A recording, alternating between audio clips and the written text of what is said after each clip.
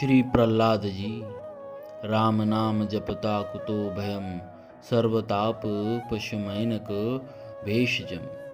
पश्चातात मम गात्र सन्निध्य, पावकोऽपि सलिलायते धुना। जब भगवान वराह ने पृथ्वी को रसातल से लाते समय हिरण्याक्ष को मार दिया, तब उसका बड़ा भाई दैत्यराज हिरण्यकश्यपु बहुत ही क्रोधित हुआ। उसने निश्चय किया कि मैं अपने भाई का बदला लेकर रहूँगा। अपने अजय एवं अमर बनाने के लिए हिमालय पर जाकर तप करने लगा। उसने सहस्त्र वर्षों तक तप करके ब्रह्मा जी को संतुष्ट किया। ब्रह्मा जी ने उसे वरदान दिया कि तुम किसी अस्त्र शस्त्र, ब्रह्मा जी द्वारा निर्मित किसी प्राणी, रात में, दिन में, जमीन पर, आकाश में कहीं मारे नहीं जाओगे।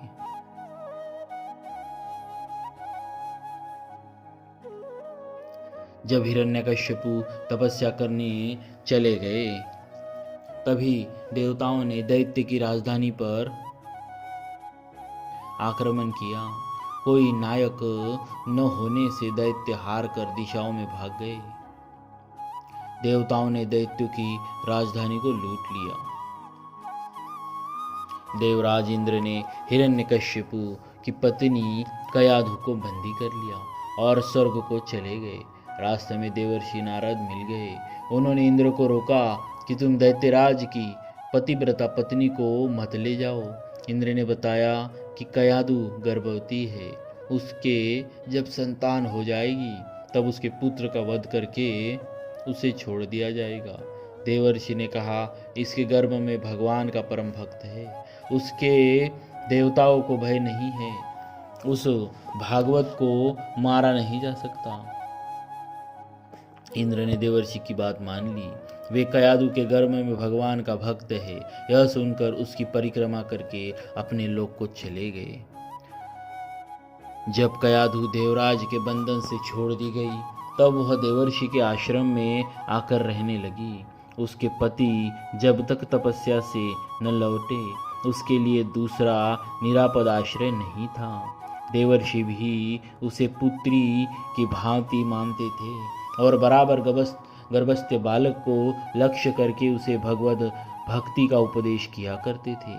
गर्भस्थ बालक प्रहलाद ने उन उपदेशों को ग्रहण कर लिया। भगवान की कृपा से वह उपदेश फिर उन्हें भूले नहीं। जब वरदान पाकर हिरण्यकश्यपु लौटा, तब उसने सभी देवताओं को जीत लिया। सभी लोकपालों को जीतकर वह उनके पद का स्वयं उपभोग करने लगा। उसे भगवान से घोर शत्रुता थी, अतः ऋषियों को वह कष्ट देने लगा। यज्ञ उसने बंद करा दिए। धर्म का वह घोर विरोधी हो गया। उसके गुरु शुक्राचार्य उस समय तप करने चले गए थे। अपने पुत्र प्रहलाद को उसने अपने गुरुपुत्र षंड तथा अकर्म के पास शिक्षा पाने भेज दिया। प्रहलाद उस समय 5 ही वर्ष के थे। एक बार प्रहलाद घर आए। माता ने उन्हें वस्त्राभरणों से सजाया। पिता के पास जाकर उन्होंने प्रणाम किया। हिरण्यकश्यपु ने प्रहलाद को गोद में बिठा लिया। स्नेहपूर्वक उसने उनसे पूछा, बेटा, तुमने जो कुछ पढ़ा है उसमें से कोई अच्छी बात मुझे भी सुनाओ तो। प्रहलाद जी ने कहा, पिताजी, संसार के सभी प्राणी असत संसार में आसक्त होकर सदा उद्विग्न रहते हैं। मैं तो सब के लिए यही अच्छा मानता हूँ कि अपना पतन कराने वाले जलहीन अंधकूप के समान घरों को छोड़कर मनुष्य वन में जाकर श्रीहरि का आश्रय ले। हिरण्यकश्यपु जोर से हंस पड़ा। उसे लगा कि किसी शत्रु ने मेरे बच्चे को बहका दिया है। उसने गुरुपुत्र को सावधान किया कि वे प्रहलाद को सुधारे, उसे दैत्य कुल के उपयुक्त अर्थ, धर्म, काम का उपदेश दे। गुरुपुत्र प्रहलाद को अपने यहाँ ले आए। उन्होंने प्रहलाद से पूछा कि तुमको यह उल्टा ज्ञान किसने दिया है। प्रहलाद ने कहा, गुरुदेव, यह मैं हूँ और यह दूसरा है, यह तो अज्ञान है। भगवान की इस माया से ही जीव मोहित हो रहा है। वे दया में जिस पर दया करते हैं उसका चित्त उनमें लगता है। मेरा चित्त तो उनकी अनंत कृपा से ही उन परम पुरुष की ओर सहज खींच गया है। गुरुपुत्रों ने बहुत डांटा, धमकाया और वे प्रहलाद को अर्थशास्त्र, दंडनीति, राजनीति आदि की शिक्षा देने लगे। गुरु द्वारा पढ़ाई विद्या को प्रहलाद ध्यानपूर्वक सीखते थे। वे गुरु का कभी अपमान नहीं करते थे और न उन्होंने विद्या का ही तिरस्कार किया, पर उस विद्या के प्रति उनके मन में कभी आस्था नहीं हुई। गुरुपुत्रों ने जब उन्हें भली भांति सुशिक्षित समझ लिया तब दैत्यराज के पास ले गए। हिरण्यकश्यपु ने अपने विनयी पुत्र को गोद में बिठाकर पूछा, बताओ बेटा, तुम अपनी समझ से उत्तम ज्ञान क्या मानते हो?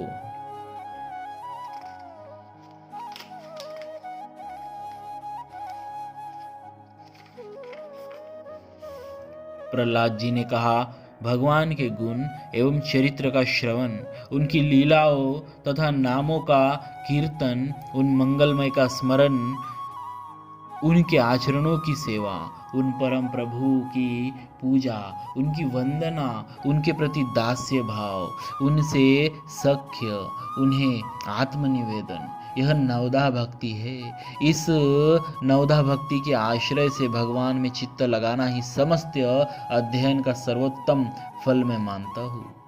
हिरण्यकश्यपु तो क्रोध से लाल पीला हो गया। उसने गोद से प्रहलाद को धक्का देकर भूमि पर पटक दिया। गुरुपुत्रों को उसने डांटा कि तुम लोगों ने मेरे पुत्र को उल्टी शिक्षा देकर शत्रु का व्यवहार किया है। गुरुपुत्रों ने बताया कि इसमें हमारा कोई दोष नहीं है।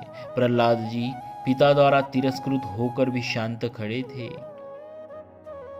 उन्हें कोई क्षोभ नहीं था। उन्होंने कहा, पिताजी आप रुष्ट न हो, गुरुपुत्रों का कोई दोष नहीं है।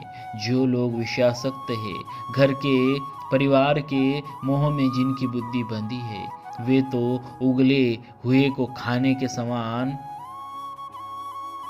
नरक में ले जाने वाले विषयों को जो बार बार भोगे गए हैं सेवन करने में लगे हैं।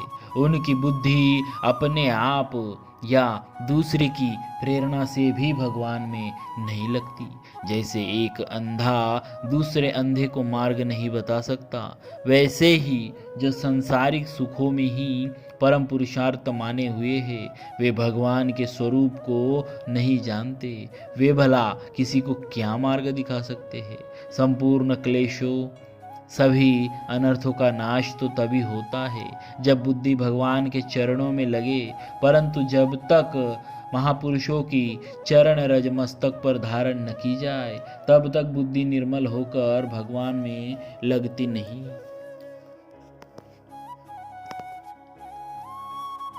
नन्हा सा बालक त्रिभुवन विजयी दैत्यराज के सामने निर्भय होकर इस प्रकार उनके शत्रु का पक्ष ले, यह असह्य हो गया दैत्यराज को।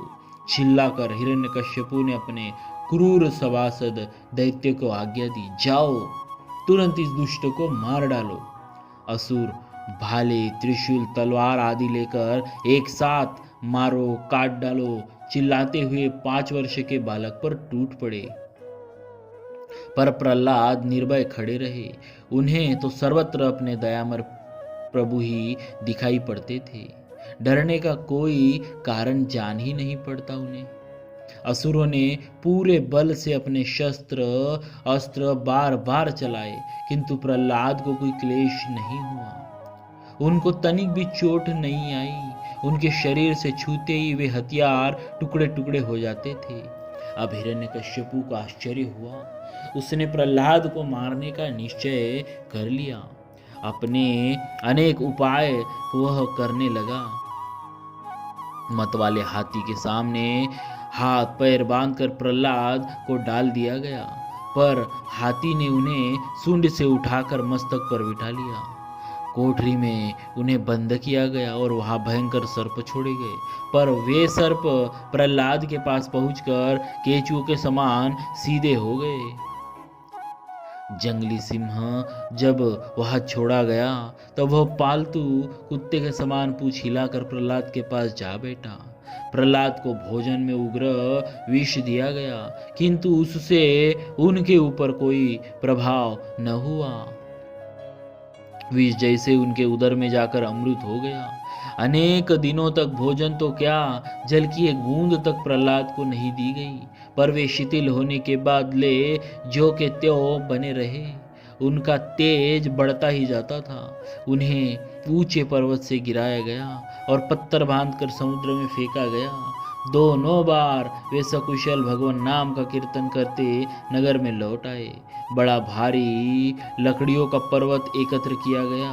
हिरण्यकश्यपु की बहन होलिका ने तप करके एक वस्त्र पाया था।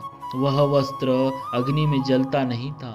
होलिका वह वस्त्र ओढ़कर प्रहलाद को गोद में लेकर उस लकड़ियों के ढेर पर बैठ गई।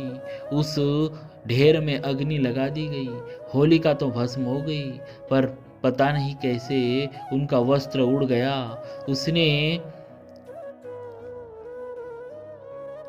पता नहीं कैसे उसका वस्त्र उड़ गया उसकी देह से। किंतु प्रहलाद तो अग्नि में बैठे हुए पिता को समझा रहे थे, पिताजी आप भगवान से द्वेष करना छोड़ दे। राम नाम का यह प्रभाव तो देखे कि यह अग्नि मुझे अत्यंत शीतल लग रही है। आप भी राम नाम ले और संसार के समस्त तापों को इस प्रकार निर्भय हो जाए। आप भी राम नाम ले और संसार के समस्त तापों से इस प्रकार निर्भय हो जाए। दैत्यराज हिरण्यकश्यपु के अनेक दैत्यों ने माया के प्रयोग किए, किंतु माया तो प्रहलाद के सम्मुख टिकती ही नहीं। उनके नेत्र उठाते ही माया के दृश्य अपने आप नष्ट हो जाते हैं। गुरुपुत्र दंड तथा अकर्म अमरक ने अभिचार के द्वारा प्रहलाद को मारने के लिए कृत्या उत्पन्न की, परंतु उस कृत्या ने गुरुपुत्र को ही उल्टे मार दिया। प्रहलाद ने भगवान की प्रार्थना करके गुरुपुत्र को फिर से जीवित किया। यो मारने की चेष्टा करने वालों को उनके मरने पर जिला दिया। धन्य है। इस प्रकार दैत्यराज ने अनेक उपाय कर लिए। प्रहलाद जी को मारने के अनेक उपाय किए, पर कोई सफल न हुआ। जिसका चित्त भगवान में लगा है, जो सर्वत्र अपने दयामय प्रभु को प्रत्यक्ष देखता है, भला उसकी तनिक सी भी हानि वे सर्वसमर्थ प्रभु कैसे होने दे सकते हैं। अब दैत्य राज को भय लगा। वे सोचने लगे कि कहीं यह नन्हा सा बालक मेरे मृत्यु का कारण न हो जाए। गुरुपुत्रों के कहने से प्रहलाद को उन्होंने फिर गुरुगृह भेज दिया। शिक्षा तथा संग के प्रभाव से बालक सुधर जाए, यह उनकी इच्छा थी।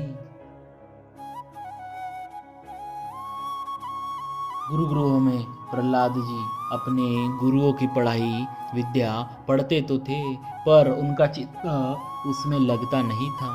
जब दोनों गुरु आश्रम के काम में लग जाते तब प्रहलाद अपने सहपाठी बालकों को बुला लेते।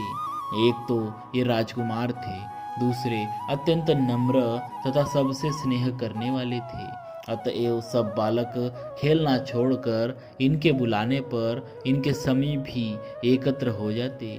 प्रहलाद जी बड़े प्रेम से उन बालकों को समझाते थे, भाइयों यह जन्म व्यर्थ नष्ट करने योग्य नहीं है। यदि इस जीवन में भगवान को न पाया गया तो बहुत बड़ी हानि हुई। घर द्वार, स्त्री पुत्र, राज्य, धन आदि तो दुख ही देने वाले हैं। इनमें मोह करके तो नरक जाना पड़ता है। मन को इंद्रियों के विषयों से हटा लेने में ही सुख और शांति है। भगवान को पाने का साधन सबसे अच्छे रूप में इस कुमार अवस्था में ही हो सकता है। बड़े होने पर तो स्त्री पुत्र धन आदि का मोह मन को बांध लेता है, और भला वृद्धावस्था में कोई कर ही क्या सकता है।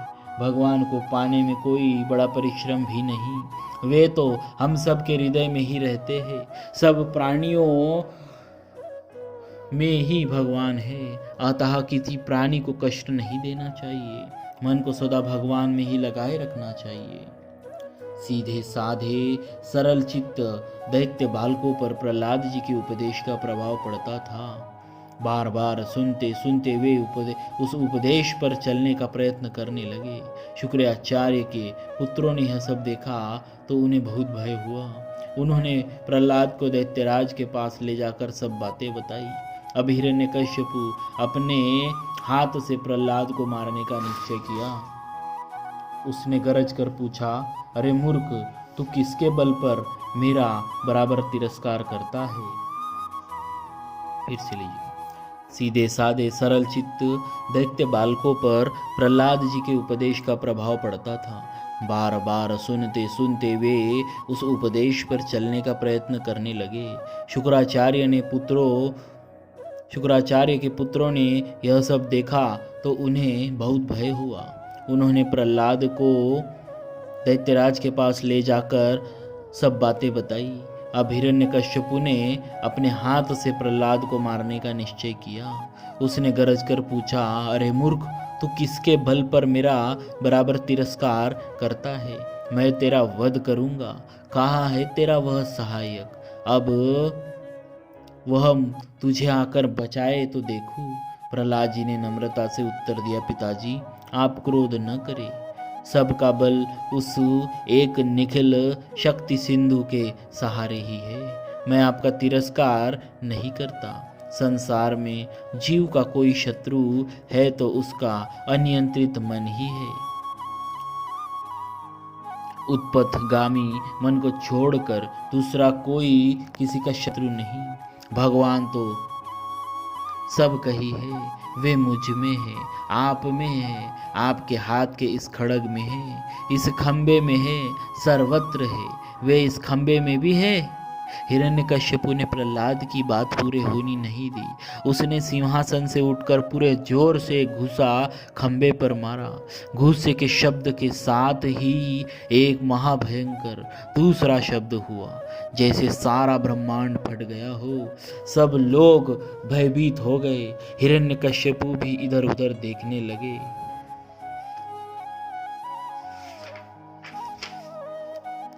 उसने देखा कि वह खंबा बीच से फट गया है और उसने मनुष्य के शरीर एवं सिंह के मुख की एक अद्भुत भयंकर आकृति प्रकट हो गई। भगवान नरसिंह के प्रचंड तेज से दिशाएं जल सी रही थी। वे बार बार गर्जन कर रहे थे। दैत्य ने ढाल तलवार लेकर बहुत उछल कूद की, परंतु पैतरे बदले उसने, किंतु अंत में नरसिंह भगवान ने उसे पकड़ लिया और राजसभा के द्वार पर ले जाकर अपने जानू पर रखकर नखों से उसका उदर फाड़ डाला। दैत्यराज हिरण्यकश्यपु मारा गया, किंतु भगवान नरसिंह का क्रोध शांत नहीं हुआ। वे बार बार गर्जना कर रहे थे। ब्रह्मा जी, शंकर जी तथा दूसरे भी सभी देवताओं ने दूर से ही उनकी स्तुति की। पास आने का साहस तो भगवती लक्ष्मी जी भी न कर सकी। वे भी भगवान का वह विकराल क्रुद्ध रूप देखकर डर गई। अंत में ब्रह्मा जी ने प्रहलाद को नरसिंह भगवान को शांत करने के लिए उनके पास भेजा। प्रहलाद निर्भय होकर भगवान के पास जाकर उनके चरणों पर गिर पड़े। भगवान ने स्नेह से उन्हें उठाकर अपनी गोद में बिठा लिया। वे बार बार अपनी जीभ से प्रहलाद को चाटते हुए कहने लगे, बेटा प्रहलाद, मुझे आने में बहुत देर हो गई। तुझे बहुत कष्ट सहने पड़े। तू मुझे क्षमा कर दे। प्रहलाद जी का कंठ भर आया। आज त्रिभुवन के स्वामी उनके मस्तक पर अपना अभय कर रख कर उन्हें स्नेह से चाट रहे हैं। प्रहलाद जी धीरे से उठे। उन्होंने दोनों हाथ जोड़कर भगवान की स्तुति की। बड़े ही भक्ति भाव से उन्होंने भगवान का गुणगान किया। अंत में भगवान ने उसे वरदान मांगने को कहा।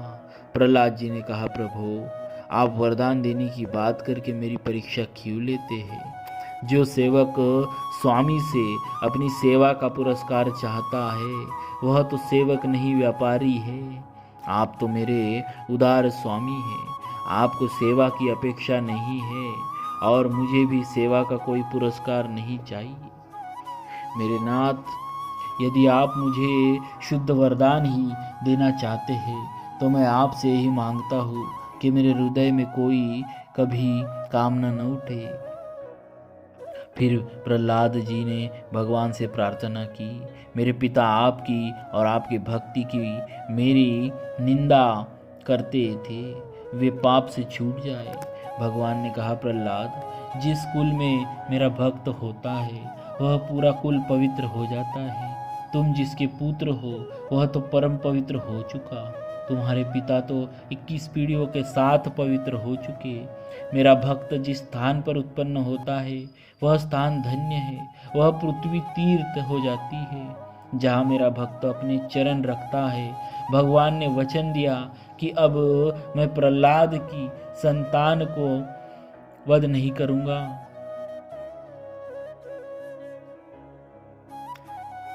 कल्प पर्यंत के लिए प्रहलाद जी अमर हुए। वे भक्तराज अपने महाभागवत पौत्र बलि के साथ अब भी सूतल में भगवान की आराधना में नित्य तन्मय रहते हैं। प्रहलाद जी भगवान के स्वरूप स्मरण रूपी भक्ति के आचार्य हैं। श्री प्रियादास जी महाराज उनकी भक्ति पर प्रकाश डालते हुए कहते हैं, भक्तवर प्रहलाद जी ने सच्चे हृदय से भगवान का सच्चा स्मरण किया। उन्होंने देख लिया कि एक ही भगवान चराचर में सर्वत्र विराजमान है। अब भला उन्हें तलवार कैसे काट सकती है? जिसकी शक्ति से तलवार में काटने की और जल में डुबोने की शक्ति है, उसी भगवान को वे तलवार तथा जल में देखते हैं। इसीलिए उन्हें तलवार कैसे काटे और जल कैसे डुबाए? वे अपने तथा संसार में चारों ओर अपार अनंत भगवंत को ही देखते हैं। जब हिरण्यकश्यपु ने पूछा, तेरा रक्षक भगवान कहाँ है? प्रहलाद जी ने सर्वत्र है, वह सर्वत्र है, वह सर्वत्र है ऐसा कहा। हिरण्यकश्यपु ने कहा, तो इस खंबे में क्यों नहीं दिखता? प्रहलाद जी ने कहा, मुझे तो इस खंबे में भी दिखाई पड़ता है। यह सुनकर उसने क्रोधवश खंबे में बड़े जोर से घुसा मारा और तब खंबे से प्रकट होकर भगवान ने अपना अनुपम स्वरूप दिखाया, क्योंकि भगवान को तो भक्त वाणी से ही प्यार है। फिर भगवान ने हिरण्यकश्यपु को मार डाला, उसके पेट को फाड़कर उसकी आंतें अपने गले में डाल ली। फिर भी उनका क्रोध शांत नहीं हुआ। पता नहीं अब और कौन सा कार्य करने का विचार है। नरसिंह भगवान के अति भयंकर रूप को देखकर ब्रह्मा जी आदि सभी देवगण भयभीत हो गए। उन्होंने आज तक ऐसा क्रोध नहीं देखा था। डर के मारे कोई भी समीप नहीं आता था। यहाँ तक कि लक्ष्मी जी भी उनके पास आने में भय लग रहा था। तब ब्रह्मा जी ने उनका क्रोध शांत करने के लिए प्रहलाद जी को उनके समीप भेजा। नरसिंह जी के दर्शनों से प्रहलाद जी को अति प्रसन्नता हुई। वे भक्ति भाव में निमग्न नरसिंह जी के पास पहुँचे। भगवान ने प्रहलाद जी को गोद में उठा लिया और उनके सिर पर हाथ फेरा। प्रभु के कर कमल का कोमल स्पर्श पाकर उनका हृदय आनंदित हो गया। वे नम्रता पूर्वक प्रभु की स्तुति करने लगे। फिर वर मांगो। ऐसा नरसिंह भगवान के कहने पर प्रहलाद जी को संसारी जीवों पर दया आ गई। उन्होंने भगवान के श्री चरणों में लगकर यह वर मांगा कि आप माया से बंधे जीवों को छुड़ाए। माया ने ही लोगों का ज्ञान नाश कर दिया। इस वर को पाने के लिए ब्रह्मा जी ने मचल कर हट किया। इस वर को पाने के लिए प्रहलाद जी ने मचल कर हट किया। भक्त प्रहलाद जी के विषय में विवरण 56 में नरसिंह अवतार के प्रकरण में भी आया है। बोलिए भक्त प्रहलाद जी महाराज की जय, भक्तवत्सल भगवान की जय।